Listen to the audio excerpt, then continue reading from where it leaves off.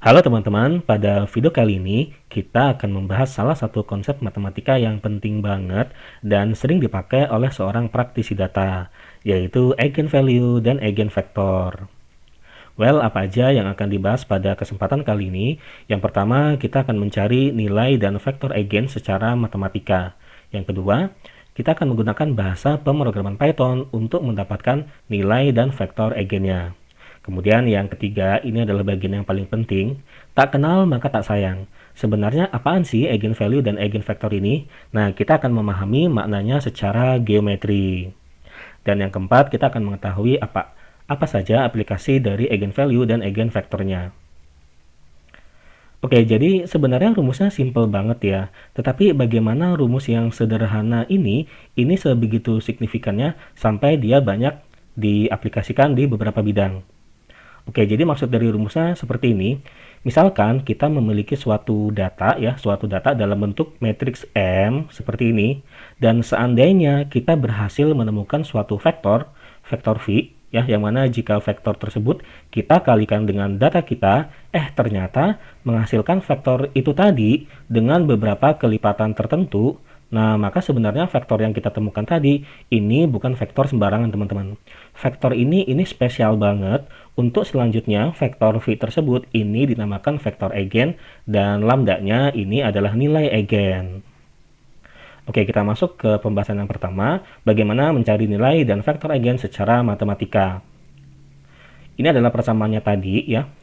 Kemudian di sini akan kita kali dengan matriks identitas I, ya. Ini tidak apa-apa karena jika suatu matriks atau vektor dikali dengan matriks identitas I, maka hasilnya ya vektor atau matriks tersebut. Ya, jadi ini vektor V, ini sama saja dengan matriks identitas dikali dengan vektor V, ya. Oke, kemudian di sini ini yang di ruas kanannya akan kita pindahkan ke ruas kiri menjadi seperti ini. Ya, jadinya lambda I vektor V dikurangi M vektor V, ya, kemudian vektor V-nya, vektor eigennya ini kita keluarkan di sebelah sini. Nah, karena di sini kan ruas kanannya jadi 0, maka kita akan memanfaatkan hal itu. Itu berarti nanti determinan dari matriks lambda I min M-nya ini hasilnya juga akan sama dengan 0, ya. Nah, kita akan memanfaatkan ekspresi matematika ini untuk mendapatkan nilai dan vektor eigennya. Oke, agar lebih jelas, mending kita ke contoh aja deh ya. Misalkan di sini kita memiliki suatu datanya simpel aja deh. Ini matriks yang berukuran 2 kali 2 aja ya. Pertanyaannya, tentukan nilai eigen dan vektor eigennya.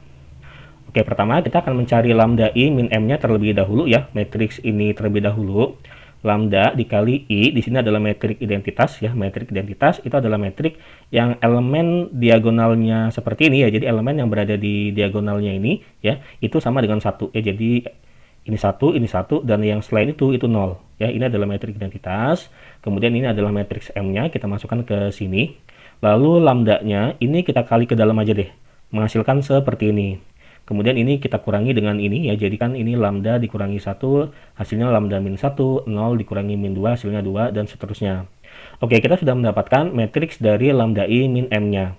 Kemudian kita akan mencari determinannya dong, ya. Oke, ini kita cari determinannya. Cara mendapatkan determinan dari suatu matriks yang berukuran 2 kali 2, ini kan tinggal kita kali silang aja ya. Jadi lambda min 1 kita kali dengan lambda min 4 seperti ini, dikurangi dengan yang min 1 dikali 2. Lalu kita jabarkan ya, ini dijabarkan hasilnya lambda kuadrat min 5 lambda, ditambah 4 ditambah 2, ya berarti ini 4 ditambah 2 hasilnya 6, kemudian kita faktorkan, hasilnya seperti ini, hasil pemfaktorannya, lambda min 2 dikali lambda min 3, hasilnya 0. Nah, maka di sini kita mendapatkan dua buah nilai eigen. Yang pertama, itu adalah lambda sama dengan 2, dan yang kedua ini lambda sama dengan 3. Oke, beginilah cara kita mendapatkan nilai eigennya ya. Dan karena di sini kita mendapatkan dua buah nilai eigen, maka nanti akan kita pakai satu-satu ya. Kita mulai dari nilai eigen yang pertama, yaitu yang lambda sama dengan 2. Kembali ke persamaan kita tadi, jadi sudah kita dapatkan tadi lambda I min M-nya itu adalah seperti ini ya. Dan karena ini kan metrik yang berukuran 2 kali 2, maka nanti vektor V-nya ini memiliki dua baris. Ya, kita misalkan ini V1, ini V2, lalu kita masukkan saja lambdanya yang sudah kita dapatkan ya, lambda sama dengan 2 ke sini ya. Lalu kita hitung 2 dikurangi 1, hasilnya 1. Kemudian ini metriknya akan kita kalikan dengan vektornya ini. Ya, 1 dikali V1 hasilnya V1, 2 dikali V2 hasilnya 2V2 sama dengan 0. Oke, ini kita namakan persamaan yang A, kemudian yang kedua min 1 dikali V1 hasilnya min V1, min 2 dikali V2, min 2 V2 ya sama dengan 0. Oke, ini kita namakan persamaan yang B. Sebenarnya persamaan yang A dan yang B ini sama aja sih. Misalkan kita pilih aja persamaan yang A aja ya, karena kan ini keduanya sebenarnya sama aja. Oke, ini 2V2-nya kita pindahkan ke ruas kanan, jadi V1 sama dengan min 2V2. Oke, jadi nanti V1-nya ini nilainya bergantung pada V2 ya, berarti jika kita pilih V2-nya itu misalkan 1, maka nanti V1-nya adalah min 2 dikali 1, yaitu min 2 ya. Atau teman-teman jika ingin memilih yang lain, V2-nya berapa, misalkan 5, ini nggak apa-apa ya, kalau 5 ya berarti min 2 dikali 5 berapa gitu. Oke, ini kita pilih aja biar simple, V2-nya itu adalah 1. Oke, maka jika kita pilih V2-nya 1, maka di sini kita dapatkan vektor eigennya ya, itu adalah ini ya. Jadi V2-nya 1, V2-nya 1 dan V1-nya adalah min 2. Nah, ini adalah vektor eigen yang pertama yang kita dapatkan ketika kita memilih eigen value-nya adalah 2. Kemudian untuk yang eigen value yang sama dengan 3, caranya sama ya. Seperti ini diikutin aja, kita masukkan lambdanya 3, kemudian kita kalikan metrik dan vektornya, didapatkan hasilnya seperti ini, 2V1 ditambah 2V2 sama dengan 0 ya. Kemudian ini kedua ruas dibagi 2 aja ya, jadi ini V1 ditambah V2 sama dengan 0 atau V1 sama dengan min V2. Ini persamaan yang A, kemudian atau ini persamaan yang B nya ya, kita dapatkan dari sini min 1 dikali V1 hasilnya min V1, ini min V2 sama dengan 0, ini kita namakan persamaan yang B. Karena kedua persamaan ini sama, kita pilih saja salah satu, misalkan ini persamaan yang A aja ya. Nah, jadi di sini V1 sama dengan min V2, seandainya kita pilih V2 nya sama dengan 1, maka nanti didapatkan ya V1-nya adalah min 1, sehingga vektor eigen yang kedua yang kita dapatkan itu adalah V, yaitu sama dengan V1, V2, yaitu min 1, 1 ya. Oke, ini adalah vektor eigen yang keduanya. Akhirnya kita udah berhasil mendapatkan eigennya ya. Jadi kalau nilai eigennya 2, nanti vektor eigennya adalah VA, dan kalau nilai eigennya 3, vektor eigennya adalah VB. Atau kalau teman-teman pengen ngecek apakah pekerjaan kita ini sudah benar atau belum, ya udah tinggal dimasukin aja ke persamaan awal kita tadi ya, yang kita dapetin ini. Oke, jadi tadi ini adalah data kita, kemudian ini adalah vektor eigennya ya, kita pilih yang min 21, kemudian ini adalah nilai eigennya 2. Oke, kemudian kita cek apakah nanti kedua ruasnya sama ya. Kalau kedua ruas sama ya berarti udah bener nih. 1 dikali min 2 ditambah min 2 dikali 1 hasilnya min 4, 1 dikali min 2 ditambah 4 kali 1 hasilnya 2. Nah, ini kedua ruasnya udah sama ya, jadi kan ini 2 dikali min 2 hasilnya min 4. Ya udah, berarti kerjaan kita ini udah bener ya. Atau kalau teman-teman pengen ngecek yang ini ya silakan cek sendiri aja ya. Nanti ini kedua ruasnya sama kok. Oke, begitulah cara kita mendapatkan nilai dan vektor eigennya kalau data kita itu berkurang 2 kali 2. Gimana kalau misalkan berkurang 3 kali 3? Caranya sama aja ya, tapi yang pasti nanti perhitungan matematikanya jadi lebih banyak lagi ya, karena tadi yang berkurang 2 kali 2 aja, ini kita mendapatkan nilai eigennya pakai persamaan kuadrat ya. Nah, ini untuk yang 3 kali 3 berarti nanti kita berhubungan sama polinom yang berderajat 3 ya, maka nanti paling banyak nilai eigen yang kita dapatkan ini ada 3 buah, begitu juga sama untuk yang vektor eigennya. Terus gimana kalau 100 kali 100 ya? Wah, itu bakal lebih panjang lagi nanti perhitungan matematikanya ya. Soalnya kan biasanya data yang kita miliki itu kan ukurannya besar-besar ya, bahkan sampai yang ribuan kayak gitu. Nah, kalau untuk data yang besar gitu gimana dong cara mendapatkan nilai dan vektor eigennya? Nah, untung aja di sini ada bahasa pemrograman Python. Ya, dengan bahasa pemrograman Python kita mendapatkan nilai dan vektor eigennya ini dengan lebih cepat ya. Maka berikutnya di sini kita akan menggunakan bahasa pemrograman Python untuk mendapatkan nilai dan vektor eigennya. Kita akan lakukan ini seperti biasa di Google Colab. Kita cuma butuh library NumPy aja ya, kemudian kita buat data kita berupa matriks M tadi ya. Ini kita buat dalam bentuk array. Lalu kita print. Kemudian untuk mendapatkan eigennya caranya simple banget ya, di Python tuh cuma ketik aja kayak gini deh. np.linarc.age, kemudian kita masukin metrik M-nya ini ke sini. Ya, jadi itu kita menggunakan library NumPy ya yang khusus menangani linarc atau linear algebra ya untuk mendapatkan eigennya. Oke, nanti dia akan mereturn beberapa nilai. Nah, ini kayaknya agak sedikit ribet ya, atau kita unpack aja deh. Jadi kita unpack aja. Ya, jadi kan dia akan mereturn yaitu eigenvalue kita taruh dalam variabel yang bernama lambda, dan eigenvektor itu adalah v ya. Maka nanti jika kita print si lambda sama si v-nya, ya dia akan mereturn eigenvalue dan eigenvektornya. Nah, lambda-nya ini adalah eigenvalue-nya ya, yaitu 2,3. Ini hasilnya persis sama dengan apa yang tadi kita kerjakan. Kemudian Ini adalah eigenvektornya. Jadi ini eigenvektor yang pertama ya, yang ini. Dan ini eigenvektor yang kedua ya. Yang pertama kita namakan VA aja ya. Yang ini VA, yang kedua ini VB.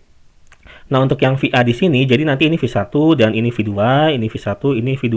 Nah, kalau kita lihat di sini ini V1 dan V2-nya hasilnya beda ya dengan nilai yang tadi kita kerjakan. Kalau tadi kan kita ini V2-nya itu 1 ya, ini V2-nya 1, kemudian V1-nya ini min 2. Nah, ini nggak apa-apa, sama aja ya. Jadi kalau di Python dia malah mereturn V2-nya 0,4472. Maka nanti V1-nya itu harus min 2 kali lipat dari si 0,44721 ini ya.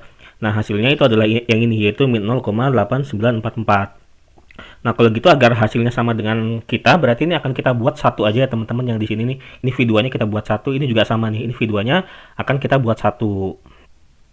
Sebelumnya akan kita slicing dulu aja teman-teman. Jadi VA, vektor eigen yang pertama, itu jadi kita mau mengambil bagian yang ininya saja ya. Jadi dari variabel V tadi ya, kita akan mengambil yang bagian yang ininya saja. Ini kan berarti semua baris ya. Karena itu ketik aja di sini titik 2 dan ini adalah kolom ke 0 ya. Kalau di Python kan ini kolom ke 0, ini kolom ke 1.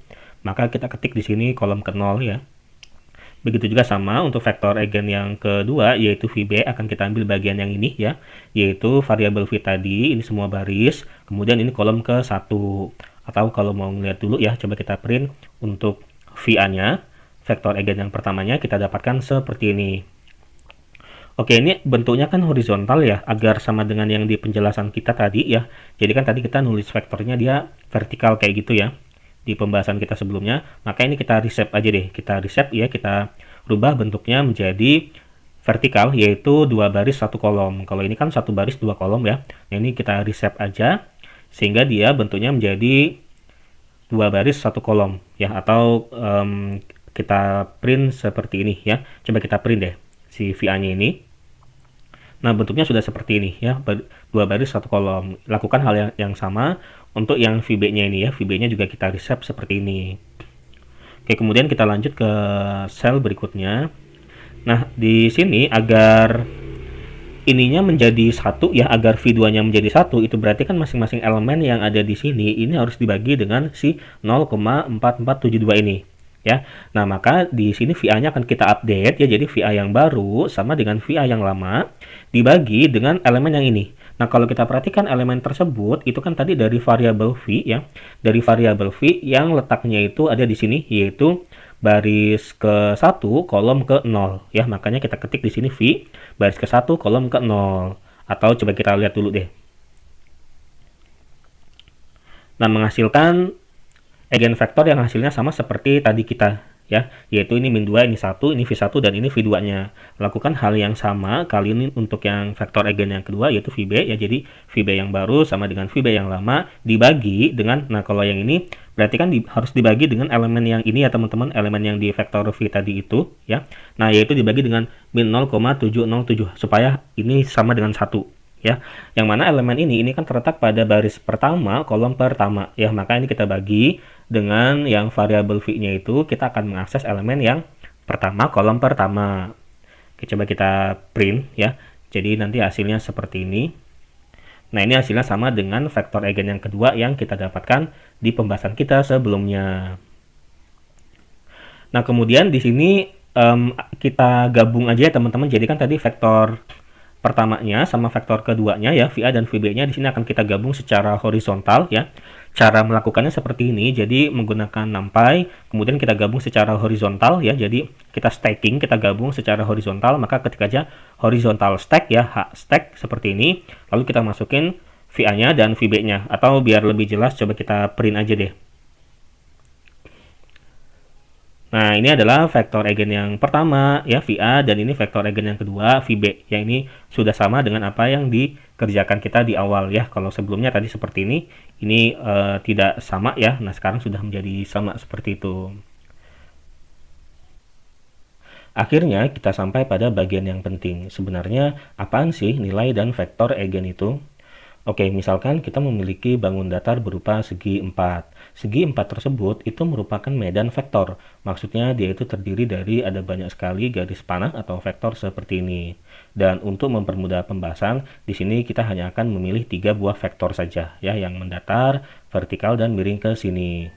Seandainya kita melakukan transformasi linier ya pada segi 4 tadi, jadi maksudnya ini posisinya kita ubah atau bentuknya kita ubah ya, misalkan kita ubah bentuknya mengalami stretching seperti ini, maka di sini kita menemukan ada vektor yang unik. Ya, jadi vektor tersebut itu arahnya tidak berubah meskipun kita melakukan transformasi linier kepadanya, yaitu vektor yang warna biru ini ya. Sebelum ditransform arahnya ke kanan dan setelah ditransform arahnya tetap ke kanan. Maka yang vektor yang biru ini merupakan vektor eigennya. Ya, nah jadi dapat disimpulkan bahwa vektor eigen itu adalah vektor yang dia istiqomah ya, arahnya tidak berubah meskipun dilakukan transformasi linier. Well, kalau gitu berarti vektor yang merah ini juga sama. Dia merupakan vektor eigen ya, karena di sini arahnya tidak berubah ya. Awalnya ke atas, setelah ditransform tetap ke atas. Jadi ini adalah dua vektor eigen yang kita dapatkan ya. Kemudian perhatikan untuk yang di vektor biru tadi, ini dia setelah ditransform panjangnya menjadi berapa kali lipat deh ya. Karena di sini kan transformasinya seperti ini ya, memanjang vertikal seperti ini, berarti ini dia panjangnya tetap ya, atau dapat dikatakan bahwa panjangnya menjadi 1 kali lipat dari sebelumnya. Nah, yang nilai 1 tersebut itu merupakan nilai eigen dari vektor eigen yang biru ini ya. Kemudian untuk yang vektor eigen yang merah, misalkan ini setelah ditransform panjangnya menjadi 2 kali lipat, maka yang nilai 2 tersebut itu adalah nilai eigen untuk vektor eigen yang merah ini. Ya, seperti itu. Atau jika transformasi liniernya seperti ini ya, nah ini memanjang secara mendatar seperti ini, maka di sini yang biru dan yang merah ini adalah tetap eigenvektornya ya. Kemudian dalam hal ini yang biru panjangnya menjadi 2 kali lipat, berarti nilai eigennya untuk vektor yang biru adalah 2, dan yang merah di sini panjangnya tetap sama ya, berarti di sini nilai eigennya itu sama dengan 1 ya. Perhatikan untuk yang warna hijau di sini ini kan arahnya berubah ya. Dari yang awalnya dia arahnya ke sini, setelah ditransform dia kemiringannya berubah ya, menjadi lebih ke atas. Nah, karena arahnya berubah, maka untuk yang vektor yang hijau ini bukan merupakan eigenvektor. Yang ini juga sama, yang hijau di sini ya. Ini juga bukan merupakan eigenvektor. Nah, seandainya kita transformasi linearnya seperti ini, jadi ini bentuknya tetap ya, tetapi kita melakukan suatu rotasi ya, rotasi sejauh sekian derajat. Wah, kalau dirotasi kayak gini sih berarti di sini nggak ada vektor yang arahnya tetap ya, jadi ini setiap vektor yang ada di dalam segi 4 ini arahnya semuanya pada berubah ya. Nah, kalau kasusnya kayak gitu berarti di sini kita tidak menemukan nilai dan vektor eigennya ya. Well, kita nggak bisa menemukan nilai dan vektor eigennya di dunia nyata ya, tetapi kita bisa menemukannya di dunia yang imajiner ya. Jadi maksudnya nanti kalau seperti itu berarti kalau tidak ada nilai dan vektor eigennya, berarti nanti nilai dan vektor eigennya itu merupakan bilangan kompleks ya, atau bilangan imajiner. Dan vektor eigen ini menjadi karakteristik dari transformasi linier yang dilakukan ke suatu data. Ya, jadi maksudnya gini, misalkan ini adalah data kita. Seandainya dari data kita ini didapatkan bahwa vektor eigennya itu arahnya vertikal seperti ini ya, dengan panjang kelipatan tertentu. Oh, yaudah berarti data kita itu menyebar secara vertikal. Dan seandainya kita dapatkan dari data kita itu vektor eigennya adalah vektor yang mendatar seperti ini ya, dengan panjang beberapa kelipatan tertentu, maka itu berarti data kita menyebarnya secara mendatar. Dan seandainya kita tidak menemukan vektor eigennya, oh yaudah berarti data tersebut ini dirotasikan ya, diputar seperti itu. Nah, dari sini dapat kita simpulkan bahwa jadi vektor eigen ini adalah vektor yang menunjukkan kemana data kita itu menyebarnya. Sedangkan nilai eigennya itu tadi ya, itu menunjukkan seberapa besar tingkat penyebarannya. Nah, begitulah cara kita memaknai nilai dan vektor eigen secara geometri. Yang terakhir, apa saja aplikasi dari nilai dan vektor eigen? Yang pertama, Principal Component Analysis ya, yang biasa kita kenal sebagai PCA. Konsep ini sering banget dipakai oleh seorang praktisi data ya, terutama pada saat mereka ingin mengurangi kompleksitas dari data mereka.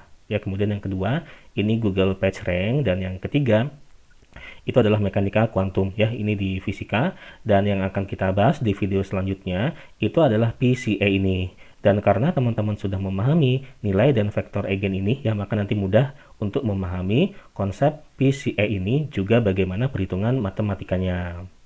Oke, sampai di sini dulu ya. Terima kasih, semoga bermanfaat. Sampai jumpa di video berikutnya.